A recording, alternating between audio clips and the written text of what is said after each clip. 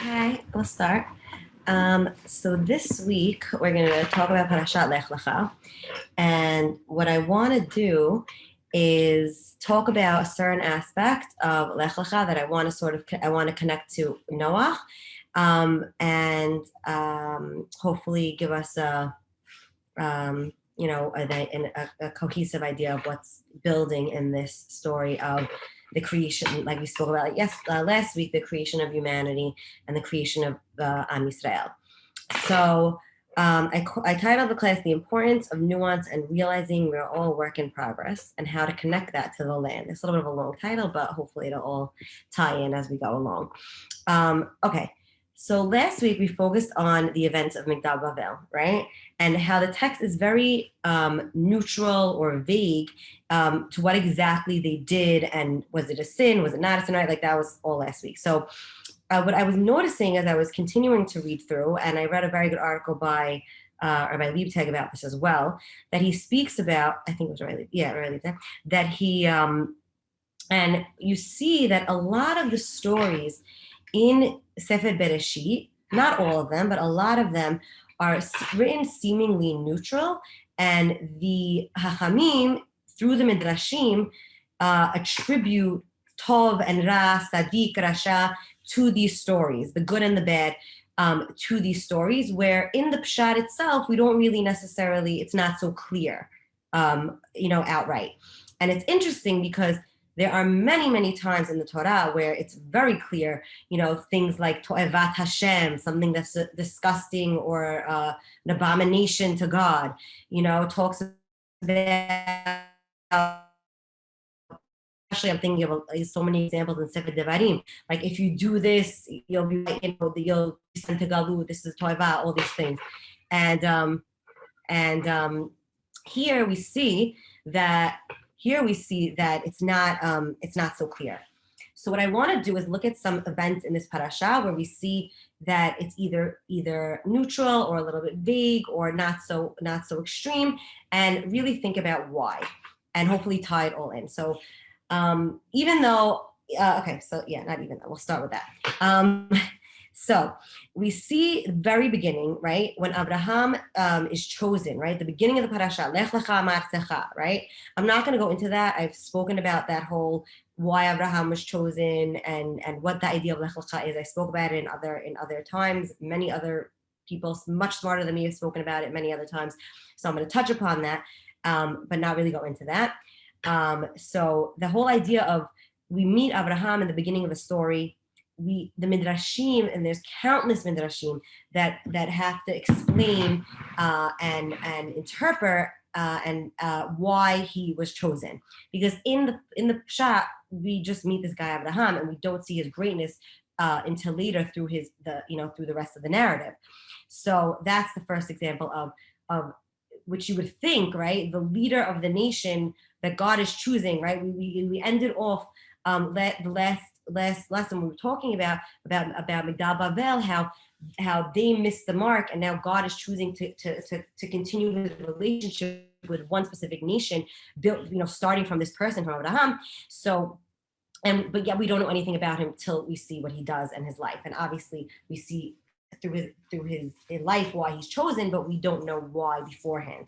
So that's just something to focus on. Like you would think that this would be such an explanation, like it would be so explicit. This is the man who God chose to make his relationship with, but no, we see it develop through the events and actions that he takes, right? So actions speak louder than words here.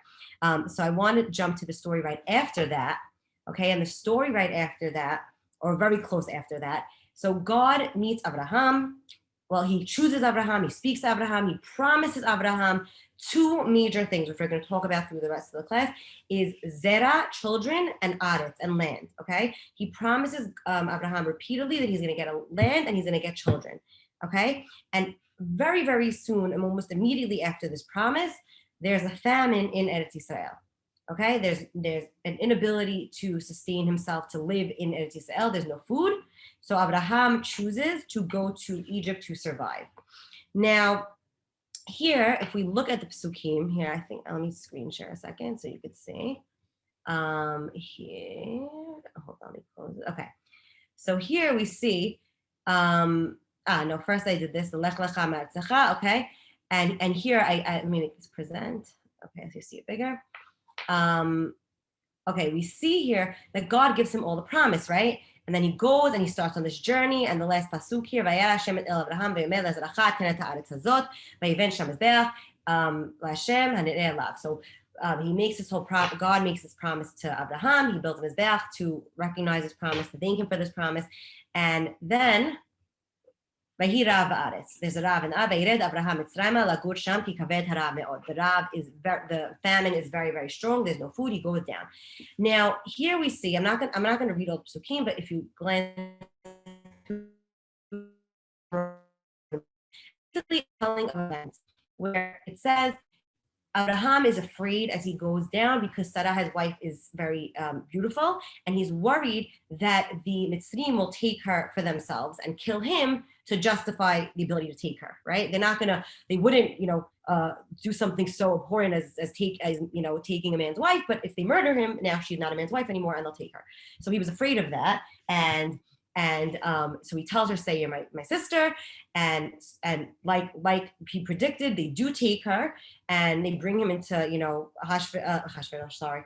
Paro's palace and his harem, so to speak, with all his women, and God gives them a magifah, so that gives the house of Paro Magifa, a sickness, so that he and then he doesn't understand why, and then he realizes that it's because he took Abraham's wife. He gets very mad at Abraham and says, "How could you do this to me? So I wouldn't have taken her if you were his wife," and he kicks him out. So now here, it seems like in a way, and a lot of the Mefashim do, they justify Abraham. They justify Abraham in the sense of he was afraid for his life. This is pikuach nefesh. This is trying to save his life. He leaves, the Midrashim talk about, the Hachamim talk about Abraham's 10 tests, and he shouldn't have left, and that this was one of them.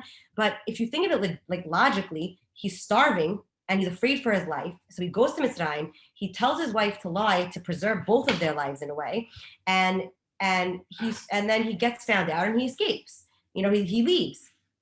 So in a way, this is very justifiable. However, a lot of the Mefarshim talk about how this was a very wrong of Abraham to do. And the Ramban in particular, Nachmanides in particular, is very harsh about this. And he says, first of all, Abraham shouldn't have went down to Mitzrayim. He should have had faith that God would have saved him in Eretz Yisrael and helped him survive. And number two is he shouldn't have created this scenario where he puts his wife in a position to be taken by a non-Jewish ruler. And he goes to the extreme, the Ramban, where he says that because of this episode, the children of Abraham, Bnei Israel, right, were sentenced to galut in Mitzrayim and avdut, to exile and slavery for all the years in Egypt. That, in Brit Ben Habetarim, which is also in this parasha, we're not going to go into right now. In Brit Ben Habetarim, it's also a little bit vague in the sense of it says that Bnei Israel will be slaves to a nation, to a foreign nation. It doesn't say which. And Ramban says that because of this instance, that nation ended up becoming Mitzrayim. So here we see this event that we can sort of justify, but it's looked very negatively by some of the Mefashim, that he shouldn't have done this, that it was a lack of faith. And see similar dichotomy here. Was it the right decision? Was it not? Was it justifiable? Was it very wrong? We have very, sides of the spectrum. We see this also with this story of a little bit, not right after this, but a little bit after this, about Sarai at the time. At this point, their names were still Avram and Sarai.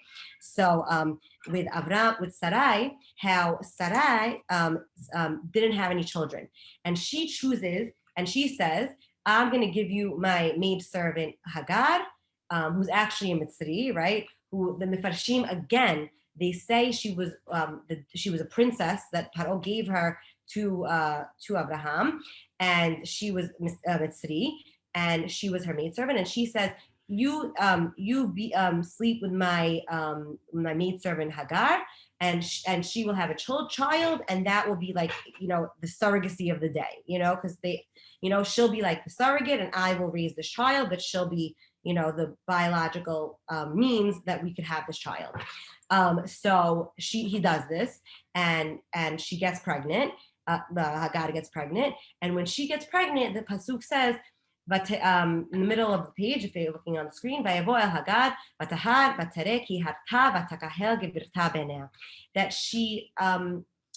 that she belittles or looks down upon her mistress because she now got pregnant, and she's sort of like, see, I got pregnant, I'm carrying and you could carry a child, and she starts belittling her, and this gets Sarai.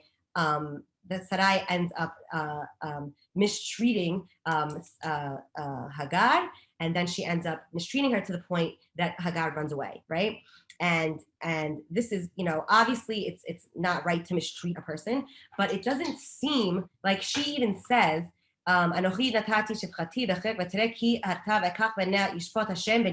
she's saying, I'm justified in my actions, God will be the one to judge us. And then we see, by the way, a continuation of this story a little bit in next week's parasha, right? So in this week's parasha, she goes, Hagar runs away, a malach comes and tells Hagar to go back to Sarai and have your child, and everything will be okay. However, in next week, when Sarah does have Yitzchak, and Yitzchak and Ishmael are interacting, it says that Sarai does not like that Ishmael is misachek, right? And the Hachamim interpret, what does this misachek mean? And it says, they interpret the misachek as doing the three worst possible sins, right? Gilui arayot, illicit relations, murder, or idolatry. So it doesn't seem, the Midrash is very strongly justifying and Sarah's actions of kicking out Ishmael at that point. And even God says, listen to Sarai and kick Ishmael out. So we see here again this dichotomy of, was this action by one of the Avot and Imahot justified? Was it right or was it not? And again, in this situation, Ramban, again, Nachmanides, says that because of this situation, we, the descendants of Abraham and Sarai, are afflicted by Ishmael's descendants, the Muslims, okay? And that was a very strong thing for Ramban to say, because he was dealing with a lot of problems with the Muslim leadership at the time. So these two stories, we see that we have the Avot and Imahot looked at in a very inconclusive or unclear way. Were they right? Were they wrong? How do we justify this? Do we need to justify this? Right? And this is a big question that that we have about the Avot and Imahot in the Torah, and all the characters in the Torah. Are they fallible? Are they perfect? We're going to talk more about that in a minute. But I want to focus on another story, and then hopefully tie these stories together and come out with some sort of conclusion. So the story I want to look at is a story in between these two stories, where it talks about Abraham and his nephew Lot. Now, for a minute, we have to realize for a second, Lot is biologically Abraham's nephew. It's his brother's son. However, really their relationship was very much that of a father and a son, because Lot's father was died, and the Midrash was killed in Urfastim, and Abraham basically raises him and relates to him as his own son. Abraham doesn't have children. Lot doesn't have a father. They have a father-son relationship, and we see through the narrative, Lot is always coming with Abraham wherever he's going, wherever he's traveling, whatever he's doing. So we see that it would be understandable that Lot, who's following Abraham through all this, is learning from him, right? You would think he's learning ethical monotheism. He's learning about God. He's learning morality. He's learning, tzedek u'mishpat, all these things, justice and righteousness. He's learning hachnasat orchim. He's learning all these things from Abraham. You would think. However, when he goes to Mitzrayim, we see that things change. So now they go to Mitzrayim. They have this. They end up. It says when they leave. Oh, sorry, this was in the pasuk. This is here. They leave. I don't know if I brought the pasuk, but they leave Mitzrayim with rechush gadol. They leave with a lot of riches. And riches in the time, what did that mean? Riches meant cattle, meant sheep and cattle. So they have a large amount of cattle, and cattle means land, right? So the ro'eh miknei Abraham and miknei Lot, their shepherds, their cattle, their herdsmen, they are now fighting. This land's not big enough for the both of us, right? They're fighting. Again, the Midrash goes in to explain why were they fighting, and it talks about the whole brit and who owns the land and all these things. Again, the Midrash needs to fill in the blanks here because we don't really see what's the big problem here so much. So now they have this fight, and Abraham says to Lot, let's not let this destroy us. We have this very deep relationship. Let's split up. So we'll move apart a little bit so we have enough land. And he tells him, if you go to the right, we have all this land.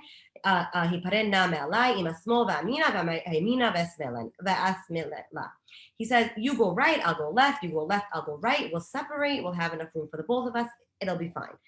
And when you look at it by geographically, Abraham really is saying here, I should have brought a map, but I didn't. But he's saying here to choose between the hills of Yehuda, the Arei Yehuda, and the Shomron, which are pretty close to each other geographically, not close enough that it would cause problems, but not a complete separation. So that's really what Abraham is saying. Is he's saying, let's not completely separate, but let's distance ourselves enough. And Lot, what does Lot do? He makes a choice that wasn't necessarily given, and we see why, which is interesting. It says, "Vayisa Lot et einav." Lot looks out and he sees Kol Kikar HaYarden. He sees all the Jordan Valley. Ki kulo mashke lefanei shichet Hashem et Sodom ve'et Amorah, because it was all very fertile, and there was the Jordan Valley, there was the river, there was the Yarden there. So Lot sees Kegan Hashem, right? It compares it to Gan Eden, right? Gan Hashem. Ke'eretz Mitzrayim be'ocha so'ar. So it compares it to Eretz Mitzrayim, why do you compare it to Eretz Mitzrayim? Because the same way Eretz Mitzrayim has the Nile River, this had the Jordan River, and it was not relying on rain, which Eretz Yisrael is relying on rain, and it was constantly having a source of water for the crops, for the sheep. So it was a very fertile land and a very easy land to live in. And Lot basically, and he chooses this land, and we see that based on this, we see that, and something else in a second, which I'll tell you, Lot and Abraham have two very different responses to their stay in Mitzrayim. And Lot sees the stay in Mitzrayim. He went to Mitzrayim and he says, wow, these people are living the good life. They have the Nile at their fingertips. They have all this fertile land. They don't have any famine. Everything's great. I want to be like them. Everything, smooth sailing. Everything's so easy. Abraham sees this as, oh my God, these people are not living correctly. They're not living a life for God. They're not living just life. And I don't want to live like this. And when Abraham comes back, I don't know if I brought the psukim. Yeah, when he comes back, the first thing he does, he goes to he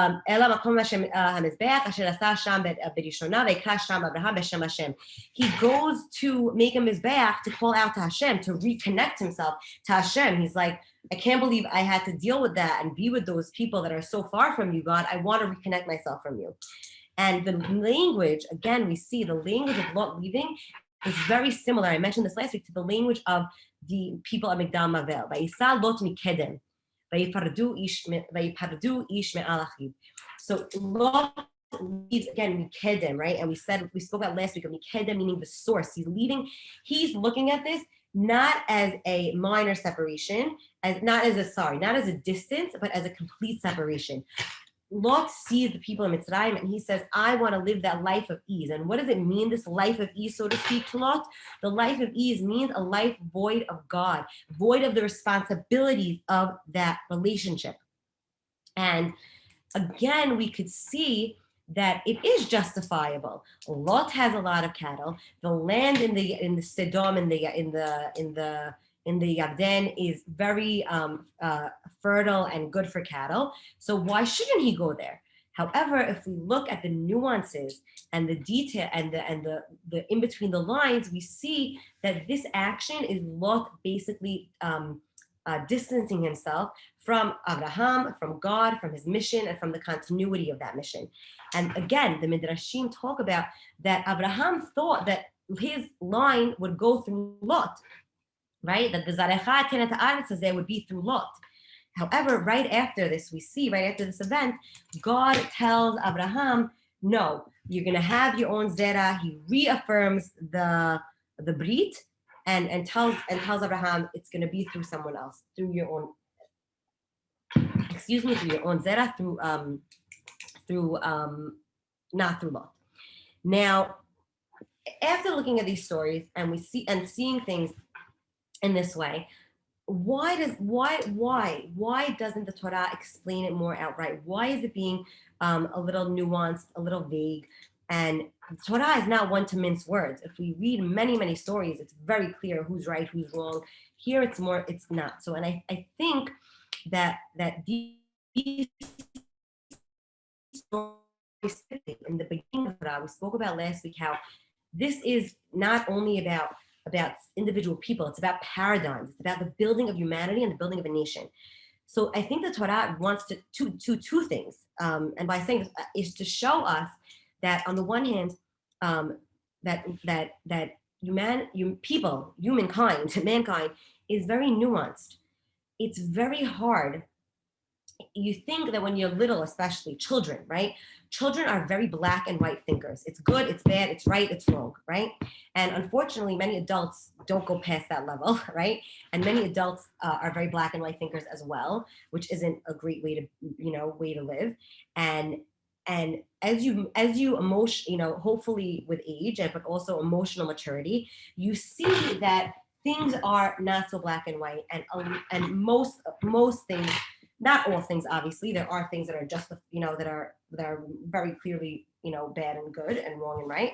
But most things, most decisions we have to make, most things we have to deal with are in the gray area. And I think that's the uniqueness of Judaism, of Yahadut, of our Torah, is that it accounts for that grayness. And it doesn't paint the as the hero figure, so to speak, as perfect. And it also, we'll talk about this maybe more later, another time, but it also doesn't paint the bad guys, so to speak, as completely bad. Well, some it does, but a lot, like even Esau, for example, it talks about his kivut avaim and how he did have good facets to him. So we see that things aren't so clear.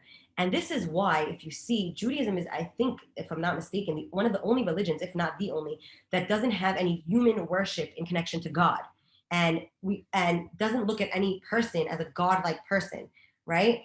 And we realize, and this is important to realize, is that humans are fallible. How the only one who's not fallible, the only one who's a God stat, who's worthy of godliness and worthy of being of worshipped and followed is God himself, right? So I think that this is the message and the meaning behind the need of the midrash to have to interpret these things to give us some context and some deeper understanding. But at the end, it's all showing us that still that there's so much uncertainty and not uncertainty, but there's so much grayness in a lot and most of our decisions. And I want to end on a little bit of a different note, but sort of connected to this. I can't talk about Parashat Lekha without talking about Eretz Yisrael, obviously, and Aliyah, and also for those who know, I think it was beginning of the week, I think it was Monday or Tuesday, it was Yom HaAliyah, which celebrates Olim. And I think that this is something that we have to realize, and also with Abraham, is that there's something very unique about Am Yisrael in the sense of most nations, most people, together in a land, and then they have, because they're geographically connected, they have to unite in some sort of judicial or goal system or moral code or something, because of the fact that they're together. However, with Judaism and Eretz Yisrael, it's sort of the opposite. God is choosing Abraham and choosing Bnei Israel because of their morals and their actions, and then he's giving us Eretz Yisrael and saying this is the land to actualize that. So if we see, when we are sent into God, when we are sent into Galut, as in the beginning, at the end of Sefer Bereshit, right? When Yosef and his and when the brothers and Yaakov and his sons come down to Mitzrayim, to Yosef, that we end up getting stuck there in Avdut, that is the in a sense a tribe leaving, and then the nation is built in Mitzrayim, right?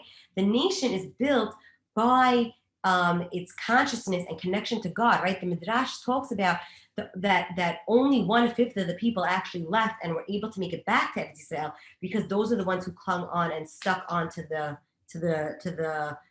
fundamentals of what it means to be Yisrael.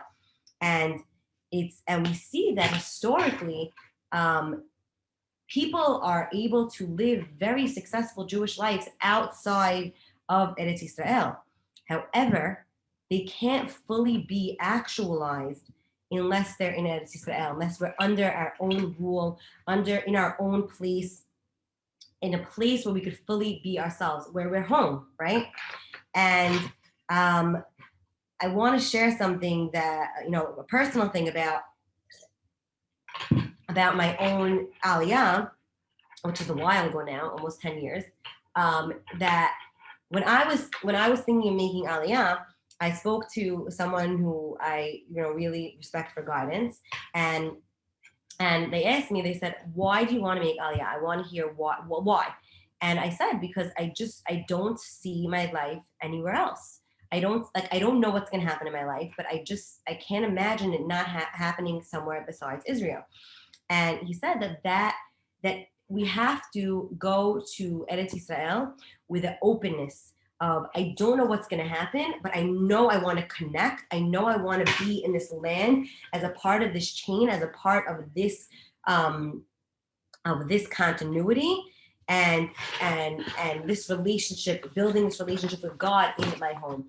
And I'll tell you, it's interesting, because even if I think back, and if I, to conversations I had, I think when I made Aliyah, it was almost like, it's a little bit of a crude analogy, but it's almost like you're a newlywed, right? Everything's great, everything's so fun, and everything's, wow, look how awesome this is. And not to say that I don't love Eretz Yisrael, of course I do, but then it becomes real life, and it becomes the nitty gritty, and things are hard, and you start to question and say, what am I doing? This land is crazy. These people are crazy. And one of my friends actually posted on Facebook in Yom HaAliyah the other day, let's finish the sentence.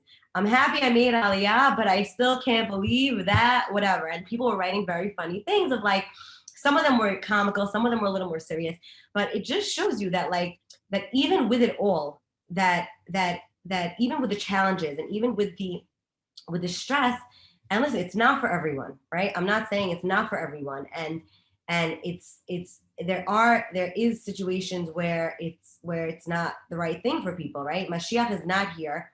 We don't have, unfortunately, right? We are still in Galut, even if we are physically in Eretz Yisrael, there is still a national level of Galut happening. So it won't always work out in Eretz Yisrael. Things will be hard.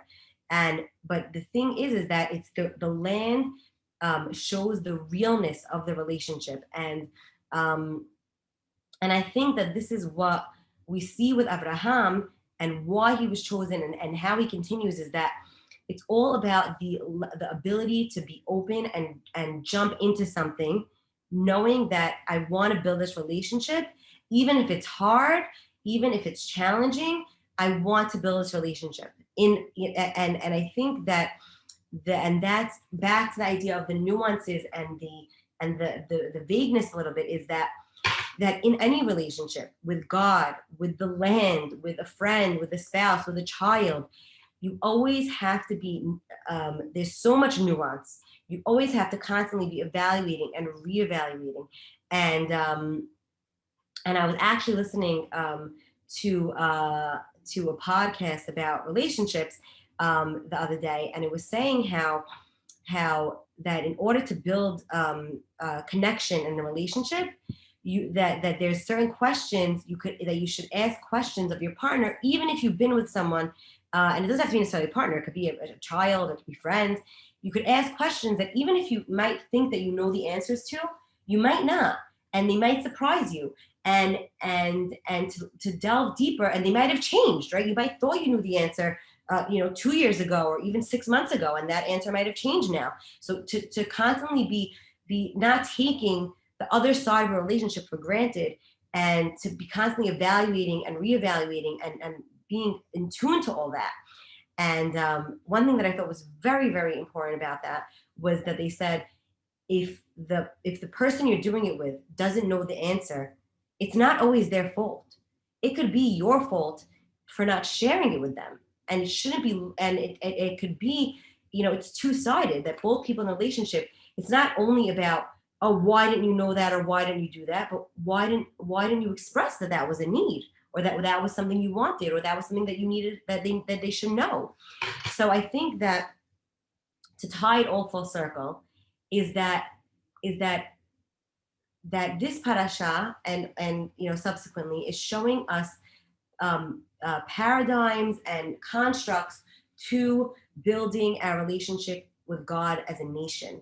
And we have to look at those as models, right? I think that that's what it really means when it says, when the Chamim talk about the idea of Maaseh Avot Siman Lebanim, right? That the attributes, that the Maaseh, the Maasim, why am I blanking on my English? The actions of our forefathers are a sign to their descendants. It's not only that we should learn from them, of course we should learn from them, but it's also that these are things that are still within me, in my human nature, that I have to work on and develop in that relationship. So I really hope that we could evaluate and constantly be in tune to our human relationships with our loved ones, and our national relationships with the people around us and our community and our land, and obviously with us and God, which essentially is a relationship with us. So thank you for coming. I hope that you enjoyed.